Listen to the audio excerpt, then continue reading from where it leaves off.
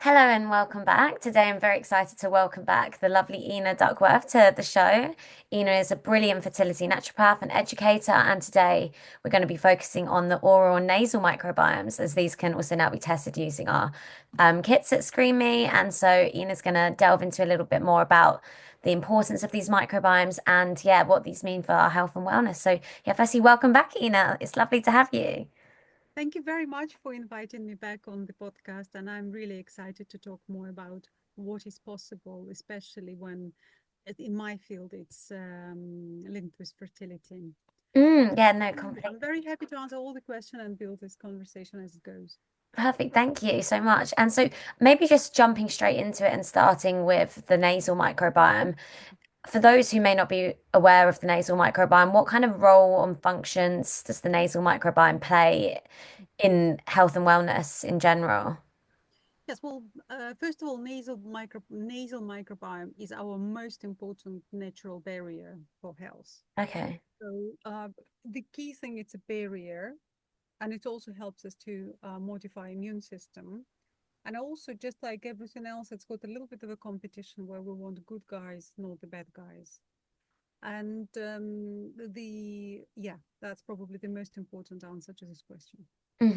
And so what role does it kind of play in protecting against infections and yeah, things Well, like that? just like in the gut, we already learned about the gut, and some of the some of the types of the microbes produce protective mucosal layer. How do they produce mucosal layer? Well, sometimes it's the byproducts of their livelihood. Sometimes they just talk to immune system and ask, can we have a little bit like a little bit of a protective layer here? And because of this chemical communication, the body is like, right, I think we need to put up a little bit of a protective layer here. And Mm. similar approach with nasal microbiome that literally, let me give you an example. You might have noticed that somebody, for example, have eaten like a curry, right? And after curry, you might have you need to clear your nose. That's the way the body responded to the food you've eaten by creating this protective microbiome, by creating this Okay. Yeah. or you've been out, you're getting home, but this one might be more linked with some of the food reactivities as well. But say you were out, you get in, and you need to clean your nose. That's the protective mucotic layer. Yes.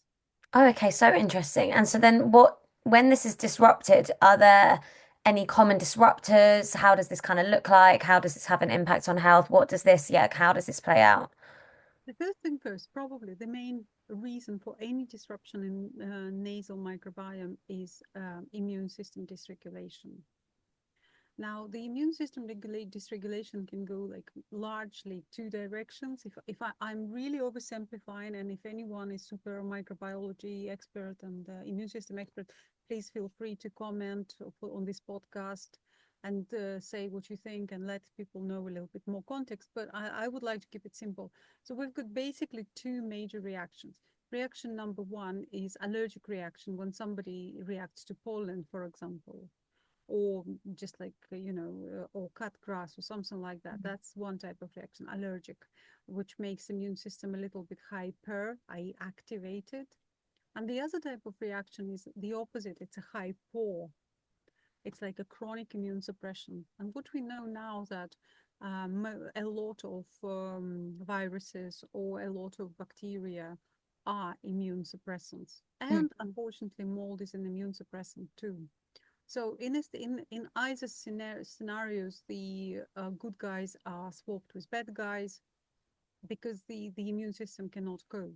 That's probably is the answer here. hmm Oh, okay, that's so interesting. And does it mostly manifest in allergies, or how does this link to other things, perhaps like asthma or things like that I've seen? So how are all these things linked to your nasal microbiome?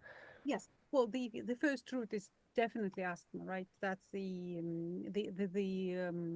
rhinitis, asthma, eczema is the atopic triad, as it's called in medicine. So that's one type of reaction. And the other type of reaction is this suppressive reaction where there's an overgrowth of pathogenic bacteria.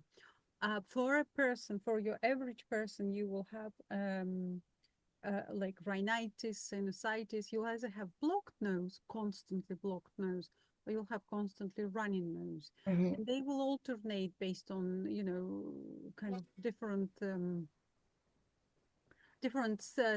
phases where you are in your cycle, is atopic cycle or immunosuppressant cycle. And that's your first probably indication if somebody's concerned that they either got constant blocked nose or constantly running nose. Hmm. But there's also other types of concerns. For example, one of the biggest debates, in my opinion, one of the like in the area that I am working in, things go like as a progression. We find something out, we work with it, and we find out the situations get a bit more complicated. And then for a while there is a little bit of uncertainty, and then there's a new piece of information comes in, and we are like, all right, now we can deal with it a bit better. So at the moment, I think that mold, environmental mold, is a little bit of this turbulence point, if you like, because initially we found out that there is mold and people can experience mycotoxins, and even NHS recognizes such thing as aspergillosis. Now I'm saying even NHS, I mean that it's a quite conservative body of healthcare, which it should be, because it's looking after a population, and I'm sure similar national systems in place are quite conservative. But they do recognize aspergillosis, which is an allergic reaction to mold, while a more advanced functional medicine and community and researchers community does understand other ways of impact of mold on the body. But I'm not going there. What I'm going into, it's very hard to determine if there is mold impact and what kind of mold and what is it doing. Now, nasal microbiome I found nasal microbiome is very, very helpful to see if a lot of mold species are present. You can argue that if anyone just by living normal life, you will be exposed to some mold species. But if you've got a real prevalence of mold species in your microbiome, it means that you're exposed to something, and then it's a matter of work of a qualified and experienced professional who can tie the two and two together. Another very important aspect of nasal microbiome is the so-called marcons. Marcons is a type of staphylococci. Now, I often get asked oh, can ScreenMe test for marcons? Well, I will answer straight away, yes, but it's up to you as a clinician to differentiate and understand what you're looking at. So marcons, the staphylococcus presence, it kind of creates when it creates a colony, it does have a profound impact not only on nasal health but also on neurological health for several metabolic because of several metabolic pathways, and it's really important to clear that colony. And what does MAR stands for? It's called multi antibiotic resistance or multi-drug antibiotic resistance. So this is where complementary health practitioners like myself come in place, where we understand that antibiotics is not an answer. You have to do something else here. And this is where we come with the herbs and some antibacterial supplements and biofilm Hmm. boosters. And all of that will make a difference in someone's life. Yeah, no, definitely. I think that's really useful as well. And I'm definitely going to we can touch on a bit more of the kind of care aspect of it afterwards. But I think that's such a nice overview of the importance of the nasal microbiome and how it can be linked to things, chronic issues that I think people are perhaps experiencing and may not connect to their microbiome and the balance of bacteria there. I think that's really useful. Um, and on that, I guess moving on to the oral microbiome, how would you say, how does this play a role in maintaining things like oral health, gum disease, things like that? Oral health is probably similar to nasal health but these are two main barriers we've got, nasal and oral, Yeah. and they put different interactions. The oral interaction, if you rule out like mold, just straight away mold, the oral interaction is by far more complicated than nasal, in my opinion, because we have to process so many things, like even the size of the particles, if you like. With nasal, you inhale, exhale, the size of the particles are small. But with the food, you get a lot of sizable, um, sizable matter, if you like. So with the oral microbiome can be, first of all, if you've got any form of gum unhealthiness, like let me not be very specific, but say periodontitis or any kind of other gingivitis, or if you're going to a hygienist and they're saying something like, have you been flossing? You've got a pocket, and this is the size of the pocket you've got, and you should have none or this size. This is where I recommend doing an oral microbiome test. A lot of bacteria that can be found in oral microbiome have been linked to heart health, Mm. cardiovascular, and specifically heart health. And like they're causing things like endocarditis, pericarditis, myocarditis, all the inflammation of the tissues around the heart. They're directly linked to the oral microbiome, which is super important for at least two groups of people: elderly, one of them.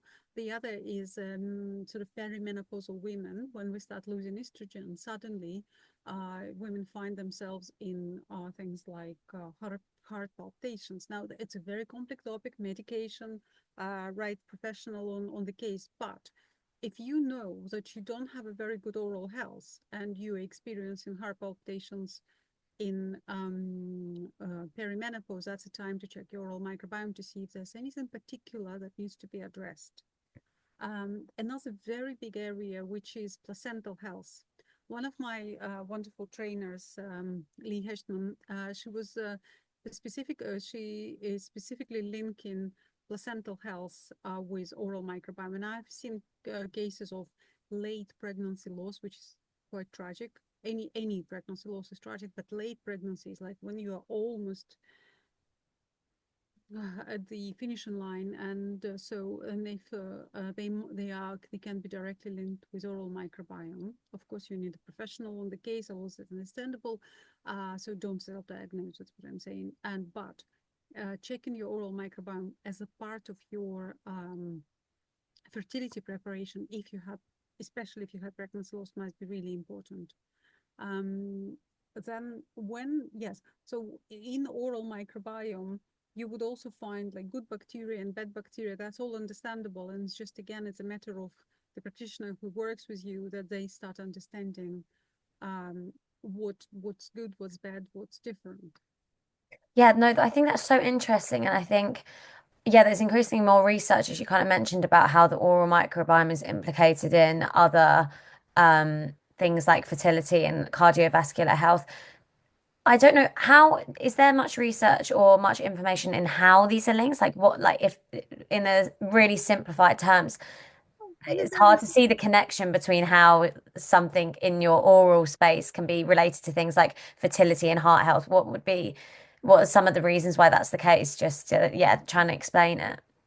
Well, the two reasons are when there is an overgrowth, right? And when we talk about overgrowth in bacteria, we're talking about like if we consider something to be a norm within like millions per milliliter, like say like that, and you've got trillions per milliliter. So that's like 4 times more. And it's like, if you think about, I always like if you had a colony the size of, I don't know, like size of, I don't know, something like not offensive, small and understandable. The colony, say, the size of Europe, and suddenly your colony is the size of the continent of America. So this is the difference, and the body's immune system has to cope with it. So it's like chicken and egg a little bit, in the sense that when your immune system is weakened, your colonies can grow up and you don't create protective microbiome. And that's kind of what's the first. So you have to start breaking the cycles in two parts. One is have to start dealing with the microbiome, and second, you have to work with the immune system. Both. So how exactly circulation? The answer is circulation. There's one answer. And the second answer is quite often poor oral health is poor gut health. And so if somebody doesn't, say, for example, somebody's got gum disease, just I'm going to technical, so be back to the topic. But say somebody's got gum disease and they really are not comfortable to chew their food that well, just because it's sore. So then the food gets unchewed, not chewed properly, it gets less digested. And the next barrier, so we've got the barrier is the saliva. It's our antimicrobial barrier. And the second antimicrobial barrier is our stomach acid. And everyone after 50, the stomach acid starts getting low, dropping, the levels start dropping. So you need to manage it in various ways. And like, for example, in some types of reproductive microbiome, urine microbiome, and for example, male microbiome as well, because it's a seminal plasma, it's like a holy grail what the body is doing, honestly. So you can see that you can have oral or problematic oral microbes in seminal microbiome and in urine microbiome. That's that's it is immune function reduced, and the stomach acid is not doing very well. And there you are, they are just distributed in circulation. Mm. No, that's really interesting. And yeah, it makes a lot of sense, especially as we're kind of understanding the interconnected nature of all these, not just microbiomes, but systems across the whole body. I think that reflection in your oral microbiome can then be indicative of those other concerns, as you kind of mentioned. So that's really interesting. And as a practitioner yourself as well, how does testing and monitoring come into play with this? So how can testing these microbiomes really provide like actionable insights into people's health? Well, I would say before, yeah, okay. You're building a case, just like with any patient or client, depends on your qualification. You are building a case. What do you need to know, and what can you change? Now, if you've got somebody with like a mold problem, you suspect them a mold problem, and you've done some other kind of workup, is it questionnaires or tests, and you understand, and their home is, they tell you that they might have a mold issue, I'd recommend doing a nasal microbiome swab, just to understand what you're dealing with. How much are you dealing with? And also you might find something you don't expect to find. Mm, Like, nobody should expect anything, but and you can spend years thinking, oh, that was that, but in fact it wasn't. hmm And this for the affordability and usability of this test, that's no brainer for me. hmm Oral microbiome test, if there was a significant pregnancy loss, I absolutely recommend doing this test. mm, Together maybe with some other oral hygiene topics which we can touch upon. And then if somebody's got recurrent gastritis problems, bad breath, that's like, I know it's not fertility related, but it's a wider mm, company. So if somebody's got bad breath, anything, I know, yeah, I know there are a couple, I'm just jumping to one of your possible questions. I know that there are a couple of several companies that are launching oral, well, there is one company that's already got oral microbiome testing in the, at least available in the UK, but ScreenMe is available worldwide. And there's a couple of companies offer oral microbiomes, one in America, one is coming to the UK. But as I always say, at the moment, there is an advantage of what ScreenMe offers, which is next generation sequencing testing, because you screen for everything mm, and you report everything. mm, And I maintain the freedom of information. I don't want to have an abridged report that is made using an algorithm that is 6 or 8 years old, like some companies do. I just don't want to. I want to know what is going on there, and I want to be able to make my own decision. Yes, creating a usable formatting is also very important. Yes, and it helps when people have got like a saying, okay, this belongs here, this belongs here, and it takes time and effort on both parts, the clinicians and ScreenMe or other like ScreenMe as a provider and ScreenMe scientific team to decide, okay, what are we reporting? But there should be an opportunity to see everything, mm, because how so many times, especially in my time when I was supporting ScreenMe support calls, I know that if this person's health has been significantly improved because it is ScreenMe test, because ScreenMe reported everything. And like some of the bacteria are so obscure that people wouldn't test for them. But when I was asking questions and I was saying to them, look, this bacteria comes up, and this bacteria linked with this, and this. Would you, would it make sense to you? And 99, like 9 out of 10, They say, yes, it makes sense to me. I'm doing such and such. And people, believe me, people got different jobs. You got people who work in like a coffee roasting place where they're exposed to the coffee beans and their types of microbiome linked with the kind of more exotic vegetation. Somebody worked in a processing plant, somebody in fire stations. All of these different, they're just different types of microbes. We don't expect them there because we don't know they exist until we know they exist and until we know they're actually there. So that's the benefit of ScreenMe test against, for example, what is available. And the other thing is nobody's properly testing for fungus.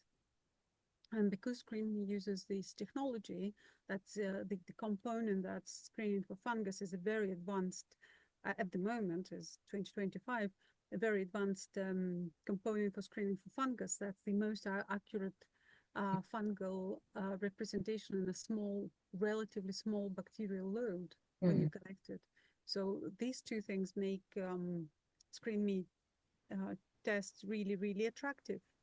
Now, I know that in terms of oral microbiome, there's a couple of companies that offer similar tests, and I'm just saying that everyone should just get a bit better, you know, up your game, get a bit better, don't look. Mm. Some of the tests were relevant 10, 15 years ago when they were launched first, but now, and I hope and I wish ScreenMe stays on top of it and knows if something changes, implement these changes to be really where you are at the moment. Mm. With regards nasal microbiome, I know this part, this work is relevant, as I said, for mold very much, for rhinitis. And I know there's a couple of tests, but they all, again, some of the tests screens just for the for Staphylococcus. Some tests screen just for this group of bacteria. I Mhm. disagree with that because Yeah.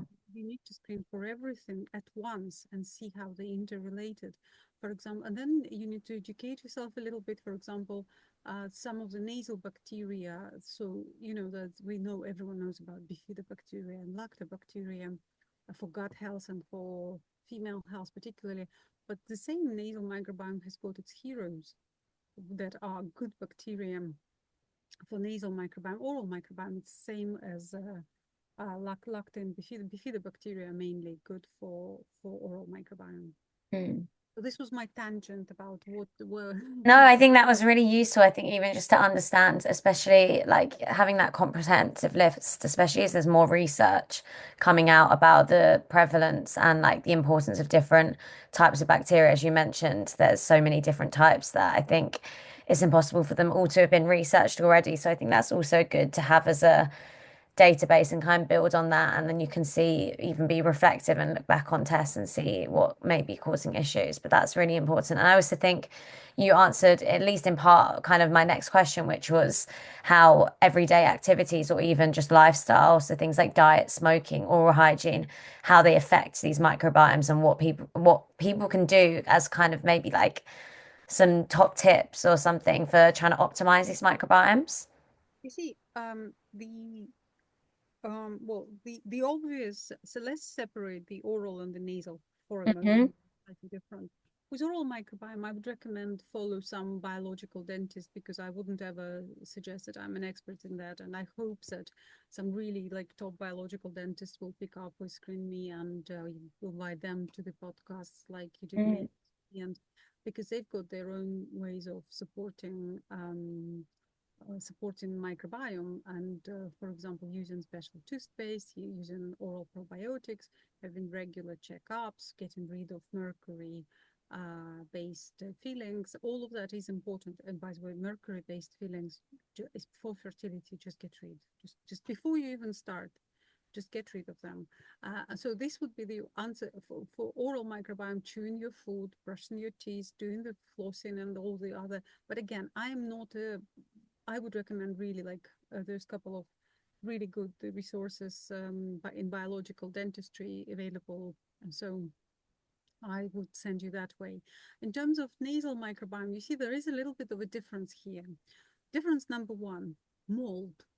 Okay, if you're exposed to an environmental mold, there is no other way around it. You need to get rid of it. You need to get rid, even to the point like how much do you need to get rid of it, or how much it's affecting your health? Well, unfortunately, 25% of population are particularly susceptible to mold affecting their health. And especially, for example, we create a type of natural like detoxifier in our body. I mean, it's got more functions, but for this particular conversation, glutathione is one of this really like the detox, the massive detox in our body. And some people have got genetic predisposition where they don't make it enough, or they use it up too quickly. So they will be more susceptible to mold. But that's very, very kind of technical here. But coming back to your point, of course, smoking is bad for you guys. Smoking is bad for you. So is vaping. When you vape in chemicals is bad for you. So that's probably tip number one. But the most problems I see is with environmental toxins. So have a good filter at home. Consider where you're at work. Advocate your rights at work. For example, if you're sitting in an office with a conditioning system, well, just ask once. When was it serviced last? Mm. Just things like Yeah. that. It all matters. So that's where it comes from. For example, I would probably be arguable point, but if you are cycling along the road, wear a mask, because all of Mhm. that, like by the time Yeah. you're home, you have had a full nose. Yeah, sorry. Mm. Yeah, these are all small things as well, but I just feel like it's so easy to do and so easy to change, and they do obviously build up and make a difference with these things. And I think also I don't know how much you perhaps know about this, but I know mouth taping is obviously also quite a big topic at the moment. I was wondering if that had any influence that you knew of or any kind of connection with either of these microbiomes.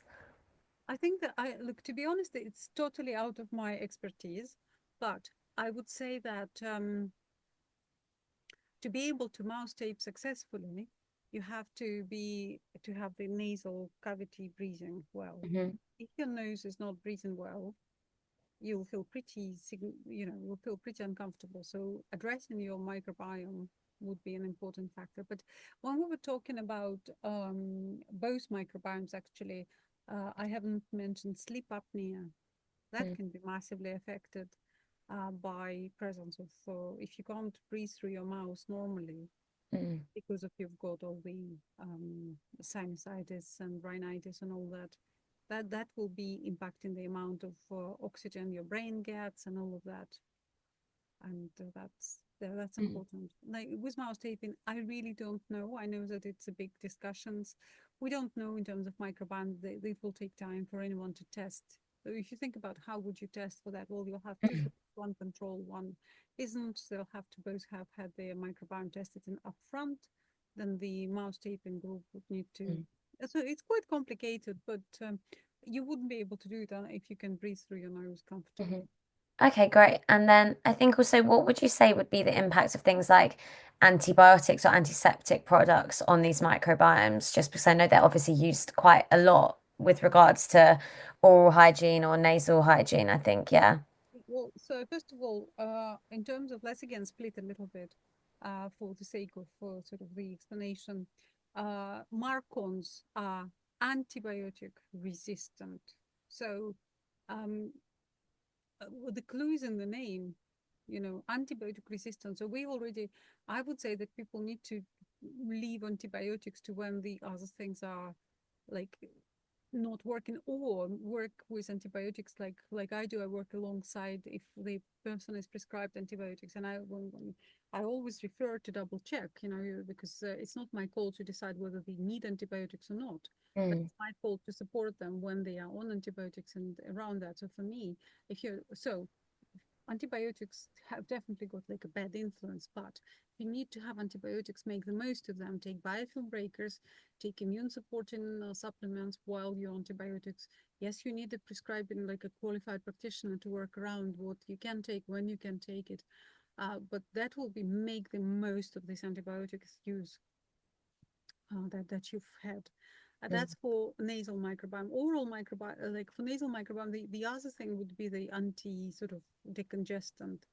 Well, for me, try to address the root cause. And sometimes nobody's perfect. Sometimes you would use some decongestant and still work on your microbiome. And there might not be a clean kind of swap, nothing to nothing to 100%. It Mm, might be a journey, right? You had to use your decongestant 5 times a day, now you're using it 2 times a day because you're doing something else, and it's also already improvement. So that's one thing, the one answer. In terms of oral microbiome, I will send you back to the biological dentists, and they all tell you that killing all the microbes with kind of really like nuclear options is not best for you, because you do need protective microbiome, and that's why they offer less aggressive options like based on xylitol and or probiotics for oral cavities. It's a new understanding, I think, with the post-antibiotic era. mm. You need a little bit more support. Yeah, definitely. And maybe just being a little bit more thoughtful about it as well. I think that's a really, yeah, really helpful for people that are maybe thinking about how to optimize their health. And I guess kind of moving on to like my last question really is, you outlined a few already, a few top tips and stuff, but are there any specific practices or products that can really help maintain a healthy nasal and oral microbiome that you would really recommend? Yeah, well, let's separate it again with oral microbiome. Definitely everything you can do about oral hygiene and oral probiotics. In terms of nasal, I would say that I would rather talk about things not to use here. Mm-hmm. One is definitely no to all this chemically fragranced like activities at home, like you plug in this thing and it sprays Mm. in, Okay. in your environment, and all the candles with a blue ocean scent. I mean, there is no blue ocean scent. It's a chemical mix that's going to disrupt your nasal microbiome. If you really want to use a candle or something, well, get something like more natural. Like, I don't know, I've got a rosemary twig here, just happened. I had a call with a client earlier. We talked about benefit of rosemary for, Mhm. or actually rosemary for nasal health as well. So stuff like that. If you want smell, and you know what, and maybe use less perfumed products in principle, you will be surprised how much you can smell once you kind of get past this chemical um, like bomb, a chemical bomb of scents. And we already touched upon things like I definitely recommend wearing a mask for cycling along the roads and even running along the roads. I mean, it's just, yeah, it's a bit maybe on the OCD, but that's what I would recommend. No, I think that's perfect. And I think, yeah, that's some easy swaps that people can do and even just watch out for and minimize. I think, as you kind of mentioned before, it's that build up of lots of different pressures and disruptors that can be the difference between a healthy and unhealthy microbiome. So I think that's really important. And yeah, that kind of brings me to the end of my I have um, got something to say here, because I was thinking that when, if I may, when the product that you've created is a kind of with more than use in terms of oral and dental. Let me share some other uses for that. One is a sputum microbiome. Mhm, There's a just research just published a couple of months ago where children's microbiome was swapped with NSG. Now, some of them were swapped just as sputum. In that case, you will need, well, you can reach out to ScreenMe for support with technicalities, but you'll need a sterilized container like Boots sells them and somebody else sells them. And then you ask your child to bring up what they've got there, especially, when the children bring up this greeny sort of mhm, a colored sputum, and elderly as well. mhm, That will be a good use. Now, if you're sometimes children get supported, like some of this test was done in hospital where the children got a bit of a sputum like aspirated. So if that's something like that and your child is in private care, and if your physician supporting that, ScreenMe can support sending the kit to the clinic and liaising with them. Now, these were very useful. This was probably one of the first times people were actually looking at what's going on with the child, because the recent couple of years, children were quite affected by loads um, of respiratory bacteria. That might be helpful too. And another one, if somebody's got like a boil, like a really unhappy boil, or like any kind of fluid filled cyst, which is mhm, external, Yes, you will need a nurse support to do the aspiration, but that may be absolutely like changing strategy, what you can do for this person. Mm. But again, it's already like you need a nurse Hmm. on your side. Mm. No, definitely. I think that's really useful for just, yeah, some other potential uses for the microbiome swab test that is, yeah, under practitioner recommendation on our site. So I think that's, yeah, really useful for any practitioners or people listening who may want to learn a bit more about that. But yeah, I think from my side, that's kind of covered everything. I was wondering, is there anything else at all that you wanted to say or mention? Obviously, all your socials will be tagged. And Yes. yeah. Well, I'll be super selfish. I'd say that if you're a practitioner, come to my male reproductive microbiome testing. Hmm. I don't think I've got enough data to run a nasal microbiome webinar, but the male microbiome will tell you how to work with NSG data and what Mm. you could do with that. So I think it might be useful for the practitioners. Hmm. And I would say that there's probably a lot. If you are a client and you're seeking help with your health, reach out to ScreenMe. They've got approved practitioners. Come and chat with me. But I specialize in mainly either fertility and complex cases in fertility. So if that's you, I would like to speak to you. And if you are a practitioner, I would say don't be boxed in by that you're getting substandard testing because they give you the list of microbes they test for. You know, it's not difficult to obtain the list of microbes, and they get build your own understanding and your own library of what you're looking at.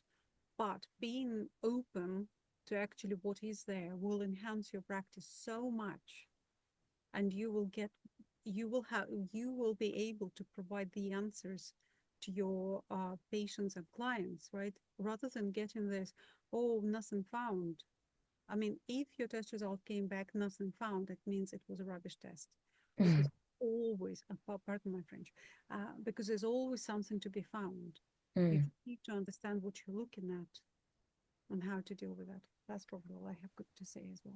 No, 100%. I couldn't agree more, obviously. And so I think that's really useful. And I definitely, yeah, will definitely recommend your classes because that would be super interesting. And as you can tell, you're super knowledgeable on this. So it's great to have you on. And thank you so much for sharing your time with us again. Thank you. Good luck to you for 2025, and I wish loads of happy and healthy babies. Thank you so much. You too, Ina. Thank you.